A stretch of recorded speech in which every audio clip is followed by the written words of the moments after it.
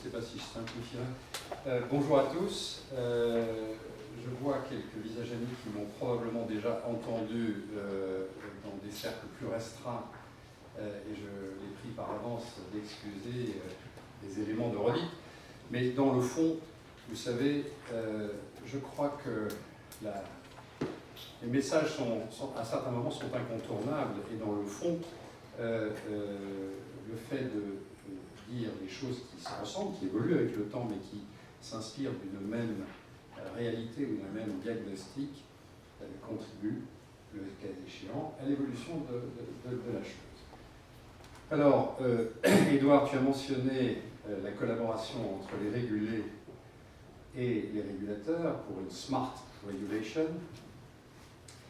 Je ne pouvais pas m'empêcher de penser que je suis un régulé qui suis devenu un régulateur d'une certaine manière. Donc, c'est un moment intéressant dans un parcours que de traverser la paroi de verre qui sépare celui qui met en œuvre la régulation de celui qui contribue à la faire. Donc, je ne peux pas m'empêcher de faire dans ma tête, mes deux lobes sont en contact permanent, et donc je pense que vous le constaterez. Alors effectivement, nous sommes, me semble-t-il, à un moment, je dirais, intéressant et probablement porteur de changements positifs dans le concert de la normalisation comptable. Je ne reviens pas, pardon, je fais un petit retour en arrière. Tu as dit également que la norme comptable n'était pas simplement un objet comptable. Alors c'est une chose dont je suis convaincu depuis très longtemps. Je crois que le législateur français, quand il a rénové le CNC pour faire, rénové assez fondamentalement pour créer l'ANC en 2009-2010, a vraiment pris cette option, c'est-à-dire que la norme comptable est une norme qui est en lien direct avec l'intérêt général. Les comptables cherchent la neutralité, mais la neutralité, c'est quelque chose de difficile à atteindre et on ne peut pas imaginer un système comptable qui ne soit pas en interaction directe et constante avec la réalité économique et la réalité financière. Et il est vrai que, ça je le sais par ma pratique, il est vrai que la norme comptable est un des éléments de la décision. Donc il y a un objectif de neutralité, mais il ne peut pas y avoir de neutralité absolue. Alors, je dis cela parce que en France, effectivement, quand a été constituée l'ANC, donc en 2009-2010, on lui a confié, c'est une de ses autorités, modeste en taille, je suis aussi membre du collège de l'AMF que je salue et de la CPR, et je dis parfois que l'ANC, à côté des deux très grandes autorités que sont en nombre et en pouvoir l'AMF et la CPR, moi je suis la souris et nous nous disons de façon satisfaisante en parcourant la savane que nous faisons beaucoup de poussière. Non, donc, plaisanterie mise à part, l'ANC est une petite autorité, mais une autorité qui fonctionne en plateforme de dialogue, en plateforme d'échange, en plateforme de construction avec l'écosystème comptable et financier français et international, j'y reviendrai. Donc c'est très important. Et ça, c'était la volonté à la création de 2010. Et ça fonctionne globalement assez bien. Aboutissement d'un processus aussi, depuis... Jérôme Astre n'était pas passé parce que ça n'était pas à l'époque requis, mais n'était pas passé par ce process, mais pour bien montrer la nature d'intérêt général, la présidence de l'ANC est désignée après audition devant le Parlement. Donc c'est le lien avec la souveraineté. Et j'ai donc eu le plaisir de défendre certaines des idées que je vais vous présenter devant devant nos honorables parlementaires de la Commission des finances, du Sénat et de l'Assemblée nationale. Ce qui matérialise bien, alors c'est sans doute parfois un peu à épisode, parce que ce n'est pas une préoccupation quotidienne du Parlement, mais je me suis aperçu qu'il y avait des gens qui se intéressaient vivement et qu'il y avait eu d'ailleurs de très bons rapports qui avaient été produits il y a quelques années, qui mériteraient d'ailleurs d'être revus à nouveau au regard de l'évolution de la situation. Donc, oui, nous sommes à un moment intéressant et potentiellement porteur de changements positifs. Pourquoi ?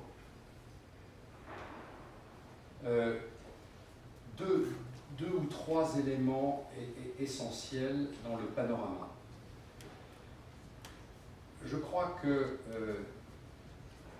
l'IASB, alors je vais commencer par le niveau international. L'IASB a fait un parcours relativement exceptionnel, puisque vous connaissez tous l'origine de l'IASB, l'IASC, fondée, si je ne me trompe pas, en 1973 dans un congrès de comptables à Sydney. C'était la profession comptable qui avait pris cette initiative. D'ailleurs, mon prédécesseur chez Mazars, Robert Mazars, était à Sydney en 1973. Et donc, il avait la cravate de ce congrès qu'il portait de temps en temps. Et donc, un parcours de 73 au début des années 2000, un parcours de réflexion sur les règles comptables, une élaboration progressive d'un corps de normes et changement fondamental au début des années 2000, une réflexion qui se marie, qui est à la fois celle de l'IASC, qui se transforme en IASB, et celle de l'Europe, pour commencer. C'est-à-dire que l'Europe constate que dans ses efforts d'harmonisation, elle a laissé complètement en panne la question de la normalisation comptable. On a des directives comptables qui sont d'harmonisation minimale, les pays se chamaillent un peu, et donc on laisse beaucoup d'options. Parce que chaque pays est tout à fait d'accord pour harmoniser, à la condition que ça ressemble à ce que l'on fait dans son propre pays. Donc chaque pays fait valoir ses arguments, et du coup, comme souvent en Europe, on aboutit à quelque chose qui est assez ouvert, avec pas mal d'options.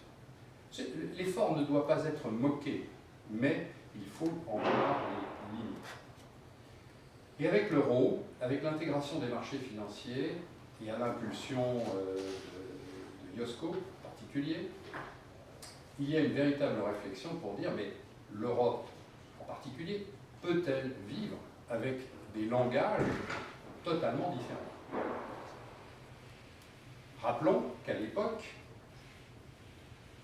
beaucoup d'entreprises, je me le rappelle avec beaucoup d'acuité, car j'étais à l'époque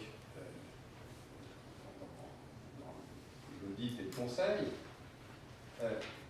à l'époque, il y avait une croyance qui était en train de se développer, qu'il fallait aller sur les marchés de capitaux nord-américains et que la seule norme qui valait la peine d'être utilisée, c'était la norme américaine, les normes américaines, les US GAAP. Donc combien de groupes ont commencé le parcours, parfois jusqu'au bout, de la mise aux normes US et la cotation aux États-Unis? Je rappellerai toujours un grand capitaine d'industrie français disant « Mais si mon entreprise est intéressante, est-ce que vous croyez que ce n'est pas les investisseurs qui vont venir à moi? Ai-je besoin vraiment d'aller me côté des États-Unis ?» Donc toute la réflexion, je me rappelle très bien de ces moments forts de la réflexion, mais néanmoins il y avait une tentation forte de faire l'unité européenne sur des normes américaines. C'était franchement quelque chose de contraire, me semble-t-il, au sens commun. Et là, l'Europe a pris une décision claire. Alors, certains la considèrent comme peu glorieuse, mais elle était très pragmatique, et j'ai eu l'occasion de le dire à un colloque où d'ailleurs Michel Prada était aussi à Riga en juin, que c'était une décision qui, in fine, et toujours globalement, était une décision bénéfique. C'est-à-dire que L'Europe avait besoin d'une solution rapide. La solution rapide, ce n'était pas les normes américaines, c'était des normes qui étaient produites de façon indépendante, une indépendance à l'anglo-saxonne, c'est-à-dire la théorie de la fondation. Et donc, ce choix a été fait en 2002 avec application en 2005. Là, l'Europe met la tête dans le guidon et fait du mieux qu'elle peut pour mettre en œuvre, parce qu'il y a peu de zones économiques qui aient fait un tel changement en si peu de temps. Sur la base d'un corps de normes qui n'était probablement pas totalement complet et qui était principles-based, c'est-à-dire par définition avec des éléments d'interprétation qui étaient un peu parcimonieux dans le dispositif et qui donc interrogeaient la pratique s'interrogeait de façon régulière avec les cabinets d'audit, des dirigeants d'entreprise, des dirigeants financiers, passaient un temps considérable à élaborer la solution en appliquant le principe, en essayant de ne pas diverger du concurrent, etc. Mais de 2002 à 2005, et puis ensuite dans les années qui ont suivi, c'était polir l'exercice, la tête dans le guidon, quelque chose de vraiment, pour ceux qui l'ont vécu, quelque chose de totalement mobilisant, changement de système, changement de référentiel, formation de la gouvernance, voilà. Dans le même temps, l'IASB, alors je n'ai plus la date exacte, Michel me la rappellera, c'est la signature du Norwalk Agreement, c'est-à-dire que 2002, oui, donc c'est quasiment contemporain. Donc, la logique, il est vrai que les États-Unis étaient dans une période où leurs normes comptables étaient très critiquées, puisqu'on sortait d'Enron, de WorldCom, des consolidations bizarroïdes et des excès de tout genre, y compris ceux que l'on a vu émerger plus tard, c'est-à-dire la création des subprimes. Donc, les États-Unis sont dans une phase, comme ça arrive souvent avec cette grande puissance, une phase de doute. Et donc, ils signent le protocole de Norwalk, qui est un protocole qui dit « nous allons converger ».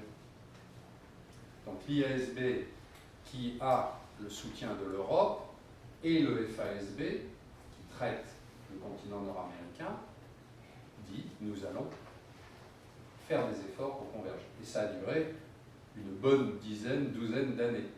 C'est-à-dire des commissions communes, ça a même mobilisé considérablement l'énergie du FASB, et ça c'était leur problème, et l'énergie de l'IASB aussi, qui était un peu plus, je me rappelle, les Européens ou certaines parties prenantes disant « ah bon ça va, on me parle de la convergence, mais moi j'ai mon problème quotidien. » Bon.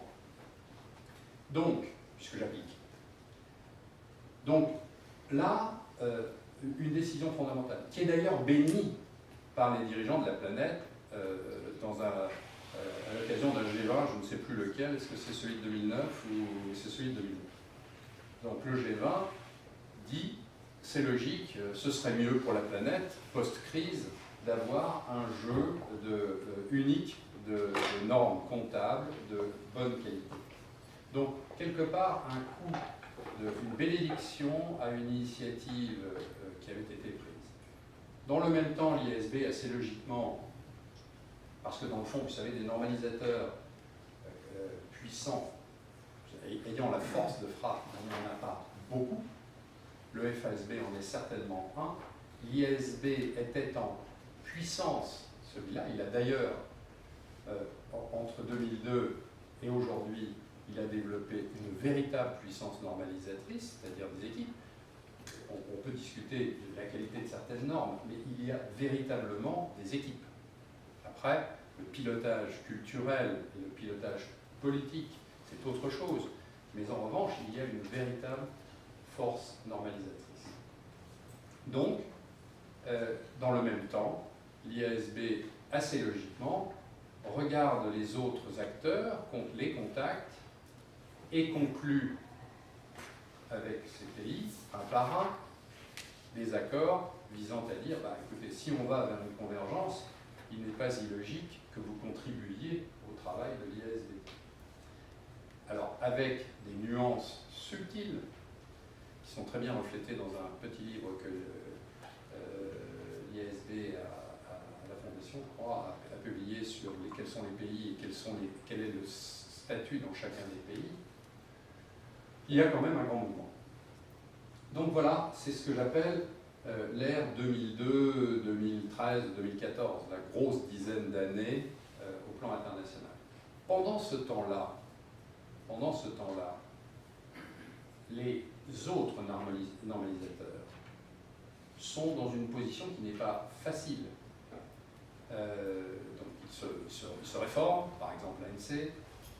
L'EFRAG, qui est une initiative privée, c'est l'échelon européen, l'EFRAG se trouve dans une position, je dirais, de suivre la manœuvre.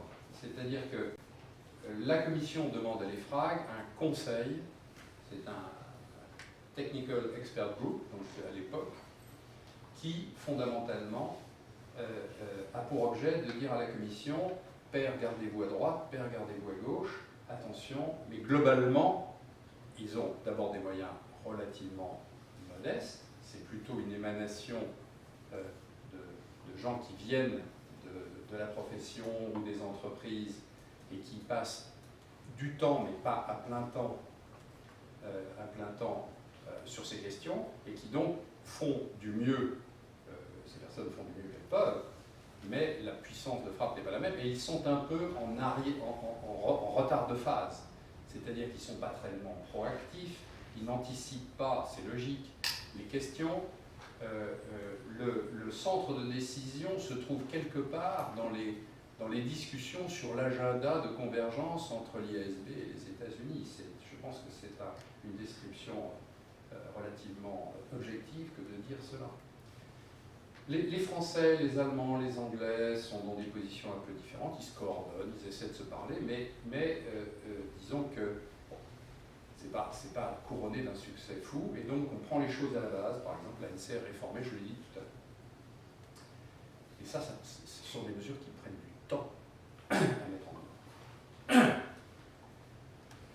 Sur ces entrefaites arrive la crise de 2008. Et là, évidemment, ce n'est pas le moment de réfléchir à des divergences, c'est le moment, au contraire, de résoudre de façon la plus convergée possible les urgences du moment. D'où d'ailleurs toute la réflexion sur les instruments financiers qui aboutit aujourd'hui à IFRS 9, j'en dirai un mot tout à l'heure. Voilà, donc j'ai décrit peut-être de façon un peu théâtrale cette période d'une dizaine d'années. Je crois que j'avais observé cela lorsque on m'a approché pour prendre la présidence de l'ANC. J'ai regardé cela à nouveau et je dirais ce que j'ai vu a confirmé mon intuition d'origine. Alors bien sûr, je suis sûr qu'il y a des nuances à apporter, mais le fond me paraît quand même globalement à peu près ce que je viens de vous dire.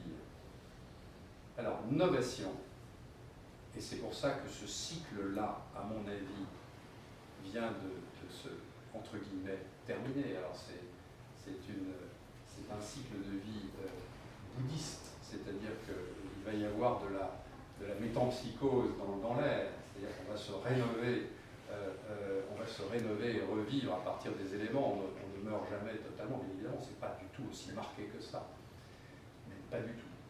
En revanche, il y a quelques signes fondamentaux qui, à mon avis, amorcent une nouvelle période. Un nouveau cycle, si on veut être, comme les historiens, des tenants de cycle, ou comme les économistes, les tenants de cycle. Quels sont ces faits? Le premier, c'est que le processus de convergence entre les États-Unis et l'IASB, ma foi, je ne sais pas s'il faut le qualifier, s'interrompre si c'est le mot qui est adapté, mais en tout cas, il n'est absolument plus d'actualité. Et c'est une décision prise fondamentalement par les Américains à ce jour.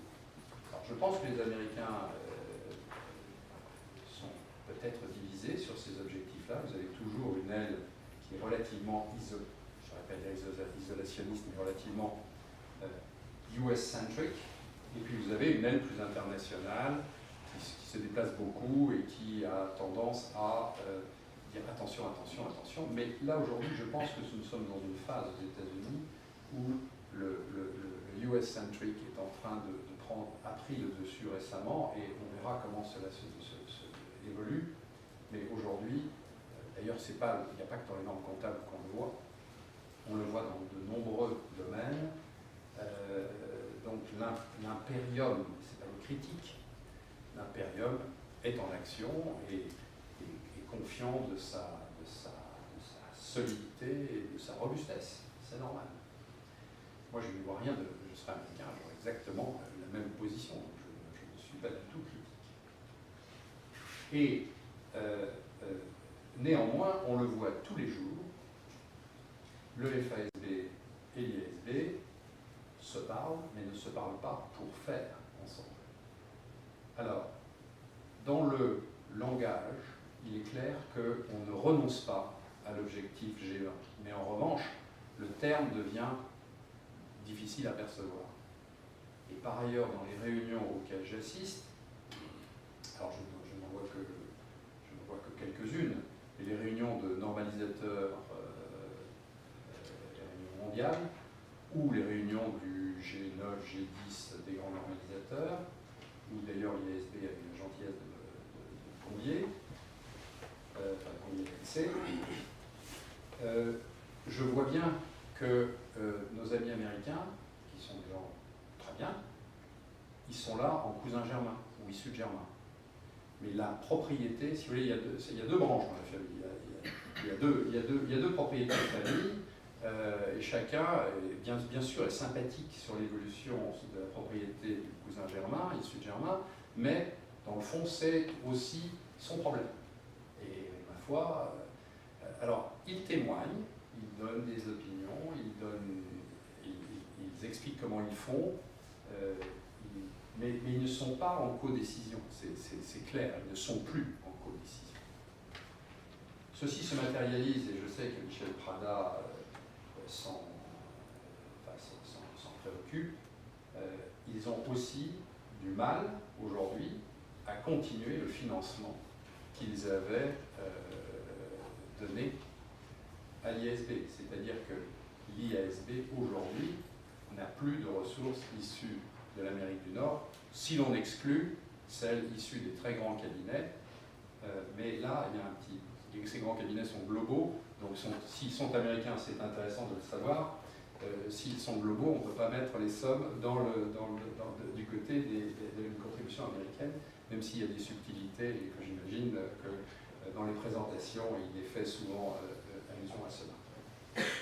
Et, si vous voulez, on tombe immédiatement sur à la fois l'idée que peut-être au moins 2 corps de normes vont se développer en parallèle, avec l'idée peut-être de ne pas diverger.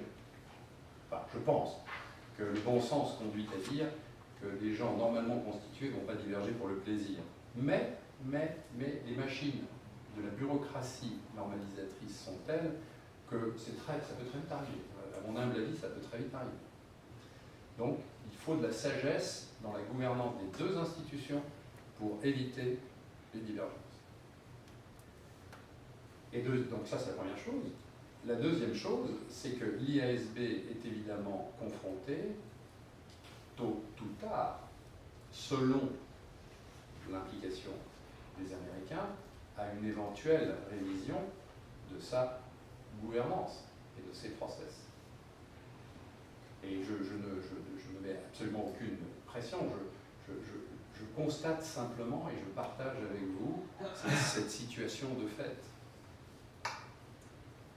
Donc ça, c'est le premier élément que j'avais perçu et que j'ai partagé d'ailleurs avec le Parlement et puis que j'ai eu l'occasion de partager avec un certain nombre de personnalités qui connaissent bien ce problème. Bien sûr, on doit apporter des nuances à partir d'une intuition initiale, mais globalement, on n'est pas très loin quand même de ce ballon. Le deuxième élément, Le deuxième élément, c'est que l'Europe se structure.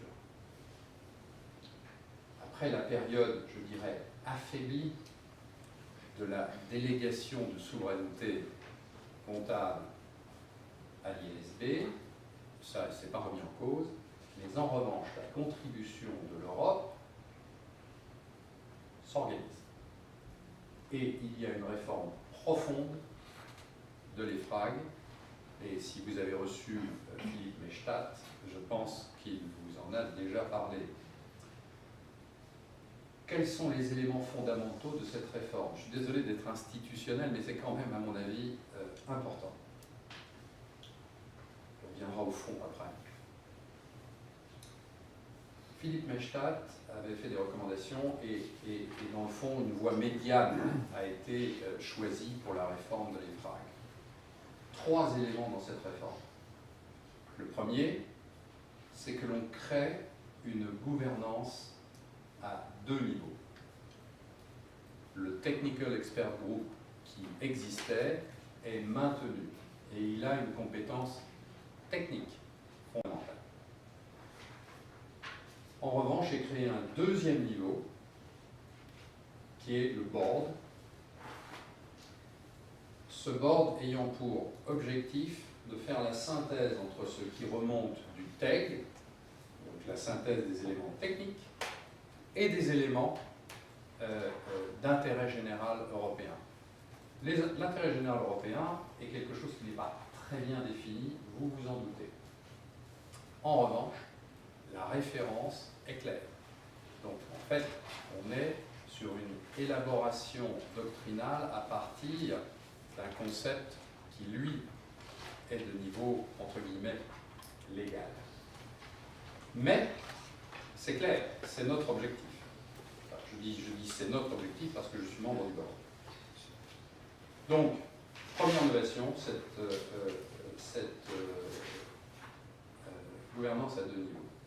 Deuxième innovation fondamentale, et mon prédécesseur avait beaucoup milité, tempêté, je dirais même, sur un sujet de cette nature, on crée une continuité, un continuum entre la normalisation nationale et la normalisation à l'échelon européen.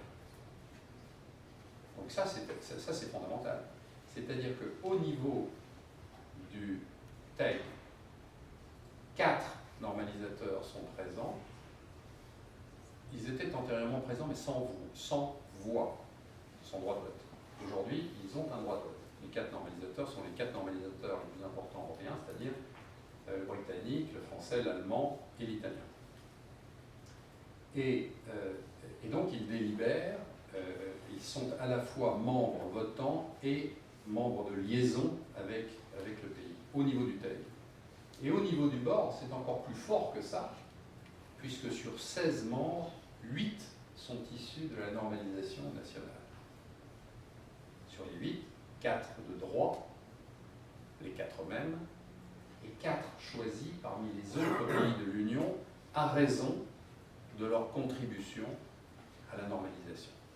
Aujourd'hui, nous avons dans ces 4 autres, alors pour moi c'est une composition qui est un petit peu trop Europe du Nord, mais bon, voilà.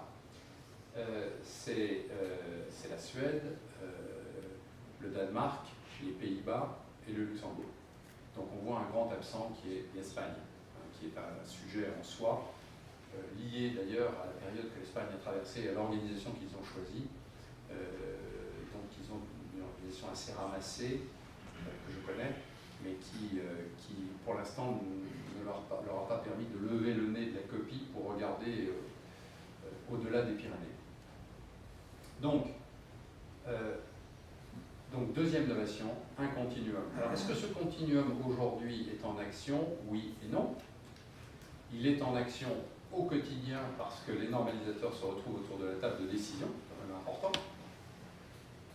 Et ils le font, d'ailleurs, je veux dire que le board qui a été créé fin 2014, donc je suis arrivé un tout petit peu après le début, mais j'ai pris le train en marche, c'est quelque chose qui fonctionne, c'est quelque chose de relativement lourd, entre guillemets, enfin lourd au bon sens du terme, je veux dire solide, et qui fonctionne en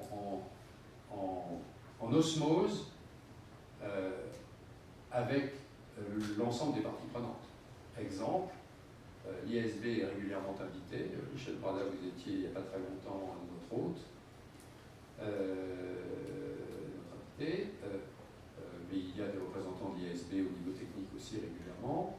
Nous avons aussi les 3 agences européennes, ESMA, EIOPA, EBA, et la Banque centrale qui assiste à tous nos débats, en dehors évidemment de la Commission, ça va de soi, qui est de droit, je veux dire. Et nous savons faire venir des membres de l'industrie. Par exemple, si nous avons eu un problème sur l'assurance, nous avons fait venir des représentants des très grands assureurs européens qui sont venus nous expliquer leurs problèmes. Donc on essaie de... Je trouve, je ne connaissais pas le fonctionnement antérieur, mais je trouve que c'est un niveau qui est certes perfectible, mais qui est un niveau de sérieux relativement bon. Troisième innovation, le tout est coiffé, le board est coiffé par un président qui est sélectionné par la Commission, adoubé par les institutions européennes, en particulier le Parlement, et qui a pour objet de faire cette jonction entre la démarche technique et intérêt général et le niveau politique. Parce que, comme vous le savez, des voix se sont élevées en Europe, dans certains pays, la France, la Grande-Bretagne, mais aussi au niveau européen, au Parlement, pour dire attention, attention, est-ce que les IFRS sont bien compatibles avec les critères européens, qui sont certes parcellaires, mais qui existent quand même, en tout cas dans l'esprit des gens, même si c'est encore un peu indéterminé. Donc, un renforcement qui ne change pas les mécanismes. C'est toujours la Commission qui homologue les IFRS. Le Parlement et le Conseil ont la possibilité de dire non, non, non, vous faites fausse route, mais c'est un acte, qu'on dit délégué, je crois que c'est comme ça c'est ce qu'on dit. Donc, c'est un acte délégué, mais attention, il est aujourd'hui... la Commission prend grand soin de ne pas bouger avant que l'EFRAG ait donné son avis. Et par ailleurs, je crois que quand le dispositif sera complet, puisque nous n'avons pas encore le président, celui qui avait été sélectionné a eu un problème de santé, c'est malheureux, mais le processus vient d'être relancé. C'était d'ailleurs quelqu'un qui avait toutes les caractéristiques pour être un très bon intermédiaire, Wolf Klintz. Et donc, ce processus permet, à mon avis, d'organiser un consensus en Europe.